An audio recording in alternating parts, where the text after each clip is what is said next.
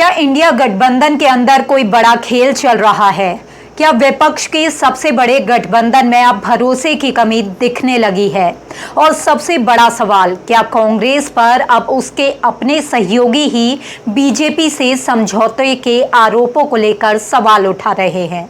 सोचिए, जिस गठबंधन को बीजेपी के खिलाफ एकजुट होकर लड़ना था, उसी गठबंधन के एक बड़े सहयोगी ने कांग्रेस को चिट्ठी लिखकर जवाब मांग लिया है। आरोप बेहद गंभीर हैं। कहा जा रहा है कि केरल चुनाव के दौरान कांग्रेस ने बार बार ये प्रचार किया कि सीपीआईएम और बीजेपी के बीच अंदर खाने कोई समझौता है। अब सीपीआईएम ने इस पर खुलकर नाराजगी जताई है और कहा है कि कांग्रेस को इन आरोपों पर सफाई देनी चाहिए।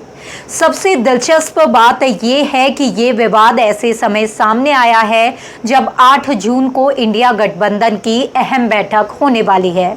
यानी बैठक शुरू होने से पहले ही गठबंधन के भीतर खींचतान की खबरें सामने आने लगी हैं। तो आखिर कांग्रेस पर क्या आरोप लगे हैं? सीपीआईएम क्यों नाराज है? और क्या वाकई इंडिया गठबंधन में दरार पड़ने लगी है? आइए पूरी खबर समझाते हैं। नमस्कार, आप देख रहे हैं दुनिया टुडे और मैं हूं आपके साथ नेहा। दरअसल सीपीआईएम के महासचिव एमए बेबी ने कांग्रेस अध्यक्ष मल्लिकार्जुन खड़गे को एक पत्र लिखा है। इस पत्र में उन्होंने साफ कहा है कि उनकी पार्टी इंडिया गठबंधन की बैठक में शामिल होगी, लेकिन कांग्रेस को केरल चुनाव के दौरान लगाए गए आरोपों पर जवाब देना चाहिए।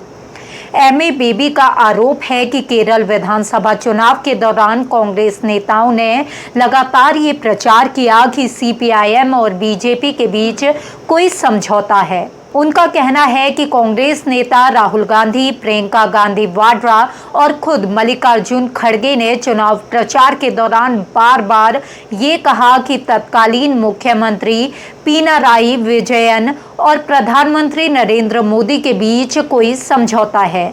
सीपीआईएम का कहना है कि जब सभी विपक्षी दल बीजेपी के खिलाफ एक मंच पर आने की बात कर रहे हैं, तब ऐसे आरोप लगाना विपक्षी एकता को कमजोर करना है। एमए बेबी ने अपने पत्र में ये भी याद दिलाया कि उनकी पार्टी वर्षों से बीजेपी और आरएसएस के खिलाफ लड़ती रही है।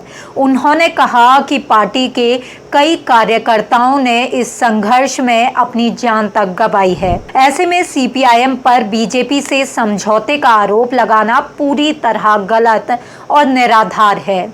यही वजह है कि अब कांग्रेस के सामने अपने ही सहयोगी दल के सवालों का जवाब देने की चुनौती खड़ी हो गई है। दिलचस्प बात यह भी है कि ये विवाद ऐसे समय सामने आया है जब इंडिया गठबंधन की बैठक होने वाली है और विपक्ष 2029 की राजनीतिक रणनीति को लेकर चर्चा करने जा रहा है। लेकिन बैठक से पहले ही एक और झटका लगा है। तमिलनाडु की बड़ी पार्टी डीएमके ने इस बैठक में शामिल न होने का फैसला किया है। बताया जा रहा है कि डीएमके कांग्रेस से नाराज है। पार्टी का आरोप है कि तमिलनाडु विधानसभा चुनाव के बाद कांग्रेस ने टीवीके को समर्थन दिया, जिससे उसके कार्यकर्ताओं में नाराजगी है। यानी एक तरफ सीपीआईएम कांग्रेस से जवाब मांग रही है और दूसरी तरफ डीएमके बैठक से दूरी बना रही है। इसी बीच बीजेपी ने भी इस पूरे विवाद को विपक्ष पर हमला बोलने का मौका बना लिया है। उत्तर प्रदेश बीजेपी अध्यक्ष पंकज चौधरी ने दावा किया है कि इंडिया गठबंधन धीरे धीरे टूट जाएगा। उन्होंने कहा कि डीएमके का रुख दिखाता है कि कांग्रेस में अपने पुराने सहयोगियों का भरोसा तोड़ दिया है और आने वाले समय में गठबंधन और कमजोर होगा।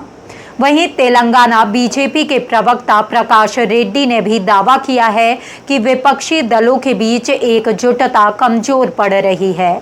वहीं बिहार बीजेपी अध्यक्ष संजय सरावगी ने भी कहा है कि विपक्षी दलों के बीच तालमेल की कमी साफ दिखाई दे रही है। हालांकि कांग्रेस ने बीजेपी के इन आरोपों को पूरी तरह खारिज कर दिया है। कांग्रेस सांसद प्रमोद तिवारी ने कहा है कि बीजेपी को विपक्ष पर टिप्पणी करने से पहले अपने अंदर झांकना चाहिए। उन्होंने कहा कि बैठक में कौन शामिल होगा और कौन नहीं, इसका जवाब बैठक के बाद खुद सामने आ जाएगा।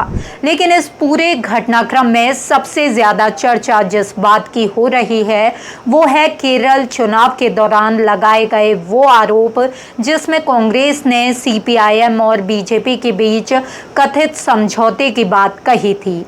अब सीपीआईएम चाहती है कि कांग्रेस इस पर अपनी स्थिति साफ करे। यही वजह है कि 8 जून की बैठक से पहले विपक्षी खेमे में असहजता दिखाई दे रही है। अब सबकी नज़र इस बात पर है कि कांग्रेस इस विवाद पर क्या जवाब देती है और क्या इंडिया गठबंधन के नेता इन मतभेदों को भुलाकर एकजुटता का संदेश दे पाते हैं या नहीं। क्योंकि फिलहाल सवाल सिर्फ एक बैठक का नहीं है, सवाल विपक्ष की एकता और उनके भविष्य का है। फिलहाल इस खबर में इतना ही। इस खबर को लेकर आपकी क्या राय है हमें कमेंट में ज़रूर बताइए। ऐसी ही और खबरों को देखने के लिए देखते रहिए दुनिया टुडे। नमस्कार।